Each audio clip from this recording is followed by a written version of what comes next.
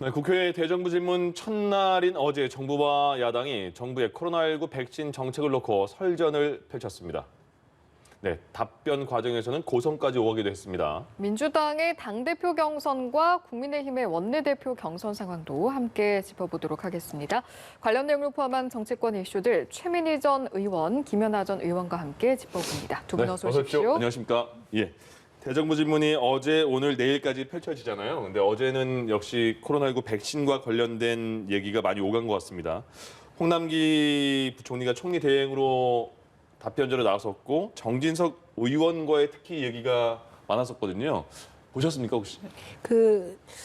잠깐 화면 뉴스에 나온 거 네네. 맞죠? 그런데 백신을 둘러싸고 야당이 비판하는 건 당연합니다. 그런데 그 대목은 좀 홍남기 부총리가 불편했을 것 같아요. 그러니까 루안다보다 못하다.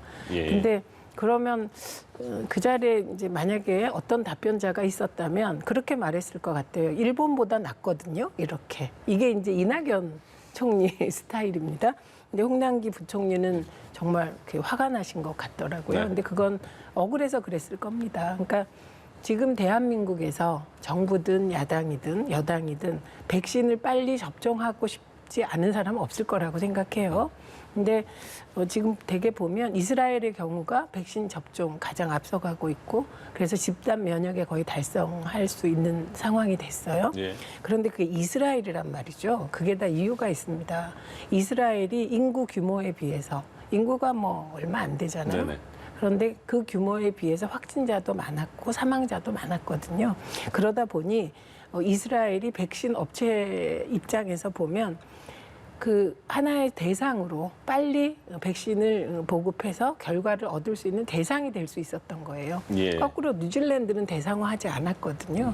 그러니까 이게 초기에 이게 역설적인 건데 초기에 코로나19에 대처 잘한 나라들은 백신이 늦고 그러니까 심각했던 나라들 중에 소규모 인구는 이제 집단 면역이 거의 도달해 갑니다. 그러니까 이게 비교할 때 인구 1,000만 명 이하랑 인구 5천만 명을 비교하는 건 무리죠. 그리고 미국은 백신 접종률이 높지만 그러나 여전히 4월 19일 기준으로 미국이 확진자가 7만 7천 명이거든요. 그러니까 미국은 조금 백신 접종이 앞서가도 예. 집단 면역 달성하려면 시간이 좀 걸리는 거죠. 그래서 지금은 오히려 제가 기대하는 건 이런 거였습니다. 국민의힘이 재보궐선거에서 압승하셨잖아요. 그러면 우리가 이러이런 네트워크가 있다. 이걸 활용해 보자. 이제 이런 대안 제시를 하는 모습 보고 싶었던 거예요.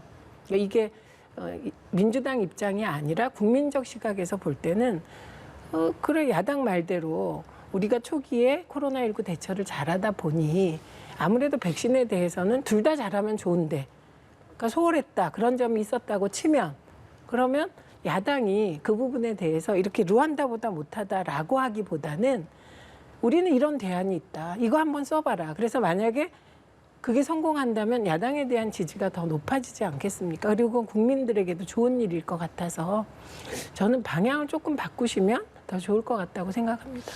최근에 코로나19 대응에 관해서는 백신이 가장 관심을 갖고 있고 야당 쪽에서는 백신의 접종 속도와 수급에 대해서 굉장히 문제 제기를 했던 것 같은데요.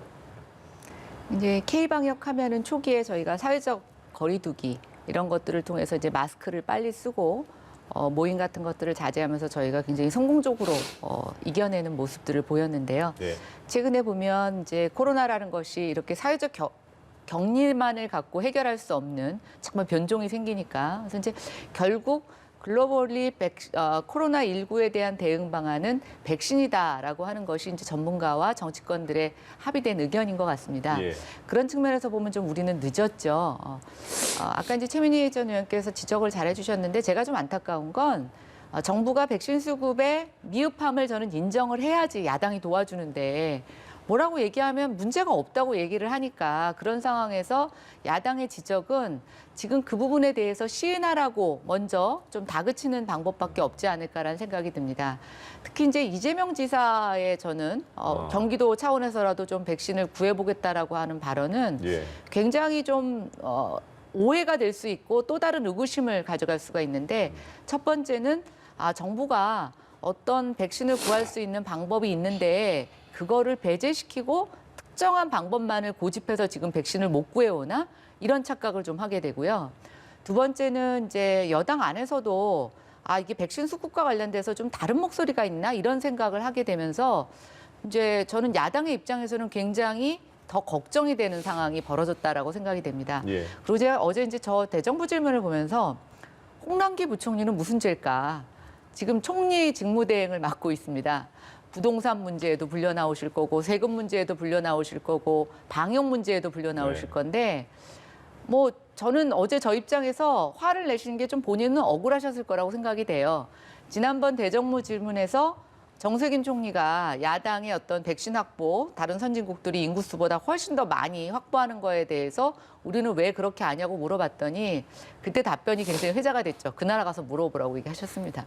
실제로 지금 코로나 방역과 관련해서 1년 정도 정세균 총리가 가장 주력적으로 일을 맡아서 해왔고 누구보다도 내용도 잘 알고 또 책임을 묻는다라고 하면 저는 정세균 총리가 가장 뭐 책임자이면서 답변을 잘할 수 있는 사람인데 그분이 갑자기 후임 총리 인사청문회도 시작도 안 했는데 사표 내시고 뭐 대선 출마하신다고 어제 또 질문해 보니까 대선 캠프를 지금 계약을 했느냐 안 했느냐 이런 얘기가 나오고 있으니 홍남기 부총리 입장에서는 이게 내가 무슨 죄인가 이런 생각 들 수 있다고 생각되고 저는 이번 대정부 질문 자체가 정세균 총리의 좀 칼퇴임에 따른 그런 무책임 이런 것들을 뭐 이미 바탕에 깔고 시작한 대정부 질문이라고 생각이 들어서 예. 그런 부분에 있어서 대답에 굉장히 한계가 있었다라고 생각합니다.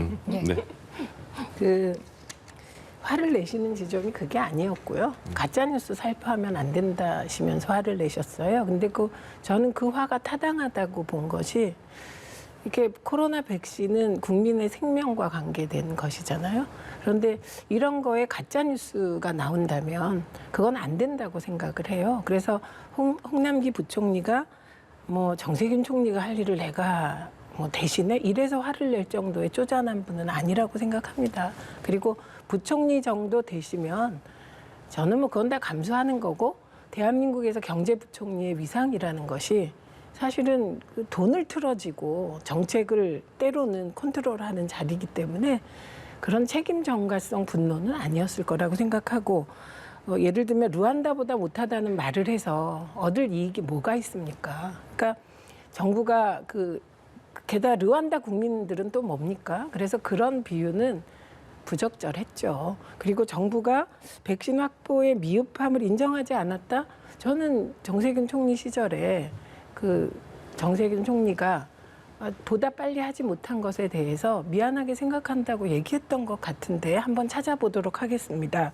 그리고 백신의 경우는 사실은 정부가 백신보다 더 치료제에도 이제 주력하고 있고 그리고 지금 일부 동물 실험에 성공한 경구용 코로나19 치료제 있잖아요. 근데 이런 부분이 이제 실험을 넘어서 국민들에게 보급되기까지 시간이 걸리겠죠. 그래서 일단은 만약에 정부가 코로나19 백신까지 잘하면 더 좋았는데 저는 지금까지 K방역은 국민을 중심으로 잘해왔다고 생각합니다. 그런데 백신까지도 K방역에 그냥 더해져서 세계 1등이었으면 너무나 좋았을 것 같아요.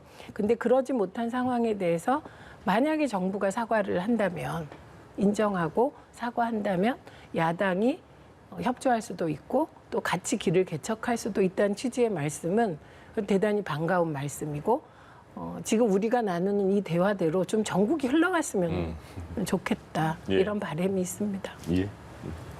네. 민주당의 당권 레이스 상황도 한번 짚어보도록 하겠습니다. 개파 논쟁이 한 차례 불붙었던 것 같은데 내용을 좀 자세히 보니까 송영길 후보는 나는 계보 찬스를 쓰지 않는 민주당원이다 이렇게 언급을 했고 또 여기에 대해서 홍영표, 우원식 두 후보가 각각 친문의 기준이 뭔지 모르겠다. 이 이야기를 소환하는 것은 당을 분열시키려는 것인가 이런 언급을 내놨더라고요. 실제로 어떻습니까? 개파는 없는 겁니까? 지금 친문만 얘기하셔서 그런데 송영길 의원 후보의 정확한 발언은 우원식 후보는 민평련이라는 거예요. 민평련은 학생운동과 재하운동을 했던 사람들의 모임입니다. 예. 그러니까 어떻게 보면 민평련은 민주당의 성격을 가장 잘 드러내는 그런 그걸 개파라고 해야 될지 그런 모임이라고 봐야죠. 그리고 친문은 개파가 아니죠. 그러니까 이거를 개보 개파 이렇게 얘기하는 건 좀 무리가 있죠. 왜냐하면 송영길 의원 자신이 출마 선언이나 기자회견에 보면 노무현 대통령과 문재인 대통령과의 인연을 강조하거든요. 예. 그러면서 문재인 대통령 만들 때 총괄 선대본부장이었다. 그럼 친문이잖아요. 그러니까 본인도 친문이기 때문에 그 말은 뭐 별로 모두가 친문 같습니다. 제가 보기에. 예. 근데 180석 얻었을 땐 모두가 친문이었다가 갑자기 재보궐선거 패하니까 나 친문 아니야. 이것도 좀 그렇잖아요. 그래서 좀 이건 좀 어린애 같은 논쟁은 안 했으면 좋겠고요. 예. 민주당이. 그리고 민평년의 경우도 좋은 모임이죠. 그러니까 민주화를 위해서 싸웠다는 게 왜 문제가 됩니까? 그 이후에 변신을 못해서 과거에 갇혀 있다면 그게 문제가 되겠죠. 그래서 지금 이런 개파 논쟁이 계속되면 안 좋을 것 같고요. 한 번은 나올 수 있는 거죠. 이런 얘기가. 그래서 자기 실력으로 승부해야 됩니다. 누구든. 네, 그건 송영길 의원도 내가 개파 개보의 이익을 안 받았으니까 나다. 그거 누가 동의하겠습니까? 이런 거 아니고 난 이렇게 유능한 사람이다. 이렇게 돼야 되고요. 그리고 나머지도 마찬가지입니다. 민평년이기 때문에 내가 된다. 이런 일 없어요.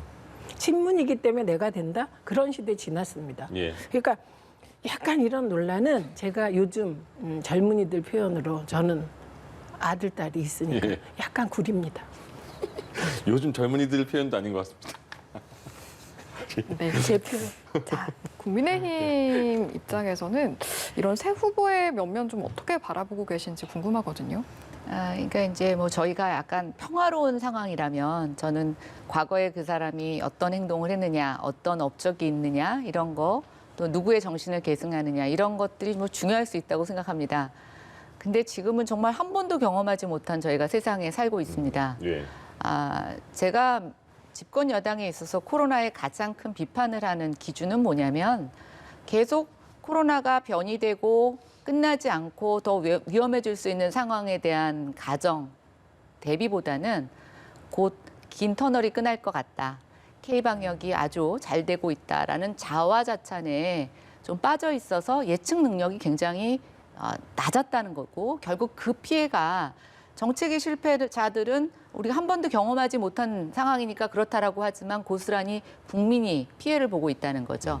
그래서 저는 이제 재보궐 선거의 참패 이후에 벌어지고 있는 민주당의 어떤 지도부 구성에 있어서 저는 가장 큰 뭐 한 가지 요인을 꼽으라고 하면 과거에 어떻게 살았느냐, 뭘 했느냐가 중요하다고 생각하지 않습니다. 앞으로 한 번도 경험하지 못한 이 미지의 세계에 어떤 리더십을 발휘할 거냐라는 것이 더 중요하다고 보고 있고요. 제일 중요한 건 지난 3, 4년 동안에 여러 가지 본인들의 과거와 뭐 정신을 계승한다고 하는 정의 구현, 개혁이라는 것이 사실은 국민의 삶에 그렇게 보탬이 되지 않았다라는 것을 인정하고 이것을 과감히 수정할 수 있는 목소리가 제일 중요하다고 보는데 글쎄 모르겠습니다. 그 타당의 어떤 당원의 입장에서 봤을 때는 그런 목소리보다는 과거 자신들이 해왔던 것들이나 누구를 계승하는 것이냐는 것을 경쟁적으로 좀 설파하는 그 정도 수준에 머무르고 있어서 좀 모르겠습니다. 아직까지는 예. 그 경선 과정에서 나타나는 모습으로는 조금 기대보다는 실망이 더 많습니다. 5월 2일이면 이제 당대표가 결정이 될 것 같고요. 민주당이 또 이제 재보궐선거 이후에 부동산 특위를 구성을 했습니다. 물론 민심도 부동산에 대해서 굉장히 냉정했고 그런 상황이라서 지금 아까 보셨던 3명의 당권 주자들도 부동산 정책 조정의 필요성을 말한 것 같아요. 그럼 어떤 식으로 조정이 돼야 되느냐가 남은 것 같은데 어떤 게 있습니까, 그러면? 우선 그 부동산 문제와 관련하여서는 해답을 먼저 내놓으려고 하면 이건 또 실패다. 전 이렇게 생각합니다.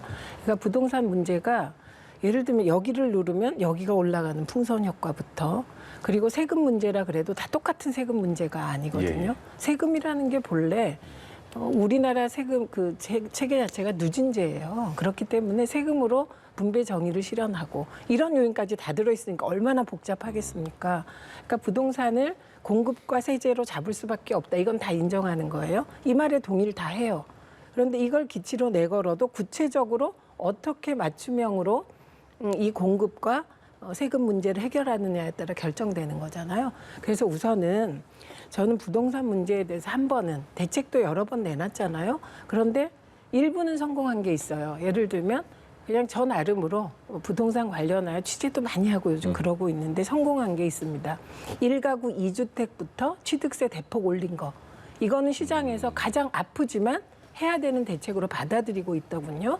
그리고 두 번째는 1가구 2주택부터 양도세 대폭 부과한 거. 예. 이 부분도 이견이 없어요. 그러니까 불만은 있어요. 다주택자가. 네. 그런데 우리가 봐도 이건 효과적이다 이렇게 얘기를 한단 말이죠. 이거는 다른 기준 될 게 없이 계속 가야 되겠죠. 그래서 이런 식으로 시장에서 어떻게 받아들여지고 있는지를 한번 피드백부터 했으면 좋겠다. 이 특위가 그 말씀 드리고 예. 제 나름으로 기준 세워본 건 1가구 1주택과 1가구 2주택을 엄격히 분리해야 한다. 이 부분. 네. 그다음에 두 번째는 이걸 기준으로 가격 대비 종부세 같은 거는 어떤 금액일 때 1가구 1주택, 2주택의 경계와 충돌하지 않는지 이 부분을 들여다봐야 된다. 그래서 지금 왜 이런 얘기 나오잖아요. 종부세를 어떻게 하면 좀 해결될 것이다. 네. 뭐 이런 얘기가 이렇게 불쑥불쑥 나오는 것은 그건 이제 나름 고민하고 하시는 말씀이지만 그것만으로는 안 되죠. 그리고 부동산 특위가 구성이 되잖아요. 예. 그럼 이게 되게 국회의원들로만 구성됩니다. 근데 국회의원이 국토위를 5선에도 부동산은 전문가가 되기가 힘들어요. 그렇기 때문에 정말 전문가라고 생각되는 분들이 들어갈 수 있었으면 좋겠습니다. 그래서 네. 국회가 굉장히 폐쇄적으로 운영이 돼요. 아무래도 국회의원 중심이고 국회에는 두 개로 국회는 나누어집니다. 국회의원인과 아닌 것. 이게 이제 특권, 특혜 이런 것의 상징이기도 하고 필요하기도 하겠죠. 근데 이번 특위만은 그 거의 특위위원회 준하는 전문가를 국회법상 안 되더라도 예. 국회 차원의 특위에 전문가들이 들어갈 수 있는 길을 만들면 좋겠습니다. 그래서 김연아 의원이 원해인 게 예. 진짜 아쉬운 순간이죠. 아, 전문가의 말씀을 한번 듣겠습니다. 아, 네. 저는 문재인 정부의 부동산 정책은 첫 단추부터 잘못 끼워진 거라고 보여집니다. 그래서 이제 스텝이 꼬인 건데요. 지금 이제 정책을 수정하겠다고 나섰을 때 이제 제일 우려되는 건 맨 끝 단추만 풀어가지고 이제 정책을 수정하려고 하는 거죠. 그러면 처음에 첫 단추부터 시작해서 이제 계속 역으로 갔을 때 이 전체적인 정책의 기조가 무너지거나 또 기존에 효과가 있었던 것도 효과가 뭐 다르게 부작용으로 나타날 수 있거나 하는 좀 복잡하게 엉키는 상황이 벌어집니다. 근데 지금 이제 총선 참패 이후에 벌어지는 부동산 규제 완화, 좀 미세 조정은 저는 그런 조짐이 보여서 좀 우려의 먼저 시각을 전하고요. 예. 그렇기 때문에 사실 지금 중요한 거는 어떤 단편적인 규제 완화가 아니라 부동산 규제가 거시경제 차원에서 이 규제를 완화했을 때 이것이 어디에 영향을 미치고 또 기존의 규제 강화가 어떤 부작용이 있었고 하는 모니터링과 조금 통합적인 시각에 있어서 슈퍼바이저 역할을 할 수 있는 전문가가 필요합니다. 예. 그래서 저는 되게 기술적인 개입이 필요하다라고 보는데 이럴 때일수록 어떤 공무원적인 관리형보다는 저는 정말 전문가적 시각이 필요한데 지금 뭐 여러 가지 국토위 상황이라든가 국토부 장관 새로 임명된 후보자에게 있어서 이런 모습을 찾아볼 수 있을까라는 부분에서는 조금 아쉬움이 있고요. 네. 또 하나 이제 문재인 정부의 부동산 정책에서 첫 스텝이 잘못 꼬인 것은 선한 의도면 이것이 뭐 무리하게 시장의 기능을 무시하고 누군가에게 피해를 줘도 무방하다. 상관이 없다. 이렇게 접근한 거라고 보고 있습니다. 우리가 항상 지옥으로 가는 문이 선하게 포장되어 있다라는 그런 명언도 있는데요. 이게 부동산이나 경제 문제는 복지의 문제와는 좀 다릅니다. 정부가 취약계층을 보호해야 되는 복지의 부분에 있어서는 그런 선한 의도로 정부가 밀어붙일 수 있지만 예. 전체적인 부동산 시장을 관리할 때는 시장의 기능, 또 시장에서 굉장히 탐욕적인 행태가 나타납니다. 근데 그게 법을 피해가는 것도 있을 수가 있습니다. 그래서 정부가 전부 장악하고 컨트롤할 수 없다라는 것을 인정하고 오히려 시장에서 선하게 움직일 수 있도록 유도하는 정책이 필요한데 여태까지 정부는 정부가 개입해서 그걸 직접적으로 억제하고 배제시킬 수 있다라고 본 것이 저는 가장 큰 착각이었고 가장 큰 잘못이었다고 보고 있습니다. 그래서 그러려면 조금 너무 선거나 정치적 어떤 입장을 고려해서 성급하게 하는 것보단 조금 지금이라도 중장기적인 시각을 갖고 해야 되는데요. 제일 중요한 건 저는 야당을 협상의 파트너로서 또 협치의 파트너로서 인정하고 자신의 뜻과 다른 목소리, 다른 의견을 내놓는 전문가들까지 아우르는 조금 열린 정치, 그다음에 열린 전개 이런 것들이 필요하다고 생각이 됩니다. 예, 네. 알겠습니다. 이어서 국민의힘 상황도 살펴보겠습니다. 네. 국민의힘도 원내대표 경선이 본격적으로 시작이 됐습니다. 4파전으로 치러지게 될 텐데 일단 지금 변수로 떠오르는 것 중에 하나가 초선 의원들이 주장하는 지역주의 탈피 이건 것 같거든요. 어떻게 바라보고 계십니까? 이제 국민의힘이 지난 4월 재보궐선거에서 수도권에서 사실상 참패를 했습니다. 그리고 이제 저희가 주로 이겼던 데가 TK와 PK 지역에서 많이 이겼죠. 지금 원내 구성으로 보면 당연히 뭐 영남 정당이다라는 비난을 저는 면하기 어렵다라고 보고 있습니다. 예. 그러면 이제 아무래도 자기 지역 주민들의 의견을 많이 반영하다 보니까 수도권의 민심을 전달할 수 있는 방법이 결여돼 있는 것은 사실입니다. 근데 이제 초선들 중에는 비례대표들도 있고 또 이제 서울에서 강남권에서 이제 선출된 의원들도 있다 보니까 이제 영남 지역과는 좀 다른 수도권 정서를 전달해 달라고 하는 저는 요구가 있는 게 당연하고 예. 또 저희가 내년 대선을 겨냥해서 수권 정당이 되려면 결국 대한민국 인구의 절반 가까이 있는 수도권의 민심을 담지 못하면 저희는 선거에서도 이길 수 없다고 생각합니다. 그래서 저희가 대선 1년을 앞두고 초선들의 저런 목소리는 저는 굉장히 당연하다 생각이 되는데 아무래도 원내 구성이 TK, PK에 집중되어 있다 보니까 이 원내 민심을 담을 수 있는 또 당원들의 표심과 연결돼서 이걸 저희가 어떻게 만들어낼 거냐라는 것이 굉장히 중요하다고 보여지는데요. 네. 일단 이번 재보궐선거 결과를 통해서 지도부들이 고백하듯이 얘기한 건 우리가 잘해서가 아니라 민주당이 못해서다. 그리고 국민이 우리에게 뭔가 경고와 또 다른 채찍과 기회를 준 거다라고 하는데요. 예. 그 마음을 저희가 지도부 선출해서 어떻게 담느냐가 저는 관건이라고 보여집니다. 그런 네. 측면에서 초선 의원이 당대표로 도전하고 또 원내대표 안에서도 좀 뭔가 수도권 민심을 담을 수 있는 목소리에 힘을 주자고 하는 그런 주장들이 나오는 것 저는 굉장히 긍정적으로 본다고 보여지고요. 예. 혹시라도 영남권에서 당대표나 원내대표가 선출이 되더라도 저는 이제 영남권의 목소리만 담아서 가는 지도부로서는 안 된다라는 한계가 이번 재보궐선거에서 저는 뭐 어느 정도 판명이 됐다라고 보여집니다. 그래서 좀 많은 다른 목소리를 내려고 하는 경쟁이 좀 이어지지 않을까 기대해 봅니다. 예. 영남을 벗어나서 외연을 넓히자 이런 주장인 건데요. 상대당으로 보시기에 실현 가능성 어떻게 보십니까? 그럼 제가 드릴 말씀은 아닌 것 같습니다. 그렇다면 네. 원내대표네요. 원내대표로는 어떤 인물이 적절할까요? 보시기에. 그러니까 이게 흔히 이제 착각을 하시는데 원내대표가 많이 나오잖아요. 네. 그리고 보면 이제 국회에서 지난 국회를 보면 김종인 위원장이 국회 본회의장에 안 계세요. 이게 원외 대표시기 예. 때문이거든요.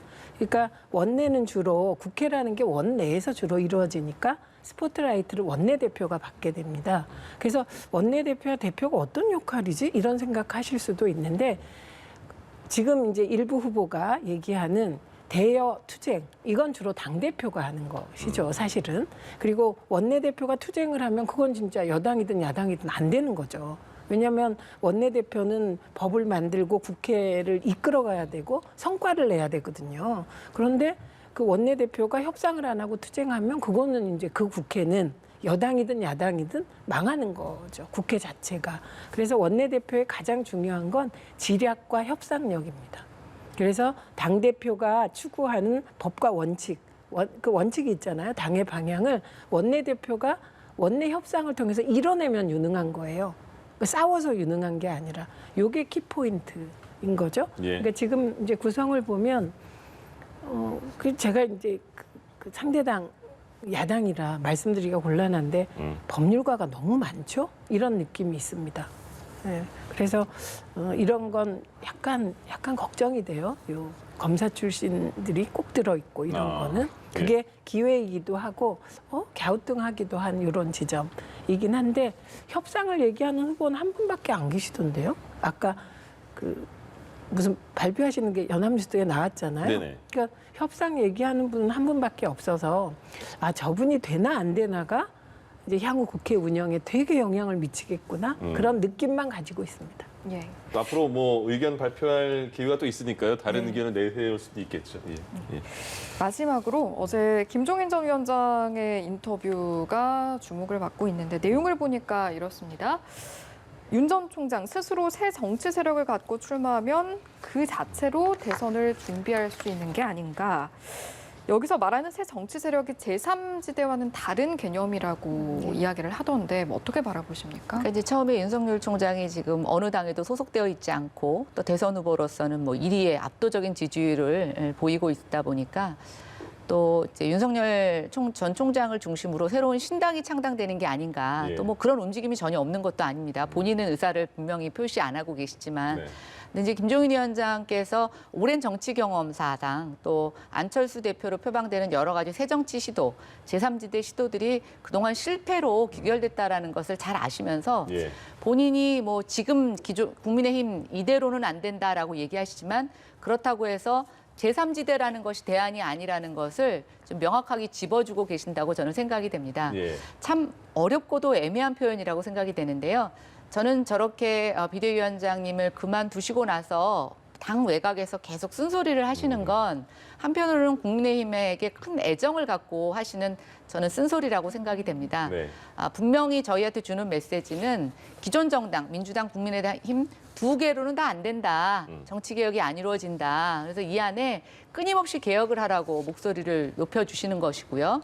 또 이제 대선이 1년 정도 남지 상황에서 지금부터 신당이 창당되는 것, 이거는 뭐 실패로 귀결될 수밖에 없다고 얘기하면서 윤석열 총장에게는 앞으로 어떤 가짐을 갖고 본인에게 다가온 별의 순간을 전개해야 될지에 대해서 뭐 가이드라인 내지는 멘토같이 뭐 조언을 해주신다고 생각이 되고 예. 국민의힘에게 있어서는 지금 당내에서 후보를 배출하지 못하는 그런 약점이 있지만 오세훈 시장을 당선시킨 그 저력을 믿고 그 힘을 갖고 내부에서 혁신을 가열차게 하라고 하는 정말 그런 조언으로 저는 듣고 있습니다. 김종인 전 위원장이 정치는 이제 안 하겠다고 이렇게 그만두셨는데 인터뷰를 요새 자주 하시면서 윤석열 총장과의 관계 또 새로운 진영에서 윤석열 전 총장의 위치 이걸 언급을 많이 하더라고요. 왜 그렇다고 보십니까? 우선 정치하고 계신 거고 네. 네, 그게 뭐 정당에 몸 담느냐 안 담느냐는 뭐 상관없고 정치 행위죠. 그러니까 어떻게 보면 인간의 모든 행위가 정치 행위인데 예, 예. 김종인 위원장께서 언론에 인터뷰한 걸 정치 행위 아니라고 보긴 어려워요. 그런데 오늘 가장 최근 경향신문과 인터뷰한 게 있습니다. 네네. 거기 보면 그 국민의힘 내부의 중진들을 강도 높게 비판하고 있습니다. 근데 그거는 이제 방금 전에 김연아 전 의원께서 말씀하신 국민의힘이라는 정당이 개혁하라, 쇄신하라 이걸 밖에서 압박하는 것으로 보입니다. 근데 지금 오늘 얘기의 핵심은 제3세력, 정치 세력화와 제3지대가 다르다는 얘기를 하신 예. 거거든요. 이게 무슨 얘기냐면 대개 제3지대에서 윤석열 총장이 신당을 만들고 그 신당이 국민의힘과 합당하는 걸 구상하잖아요. 기존 정치 문법.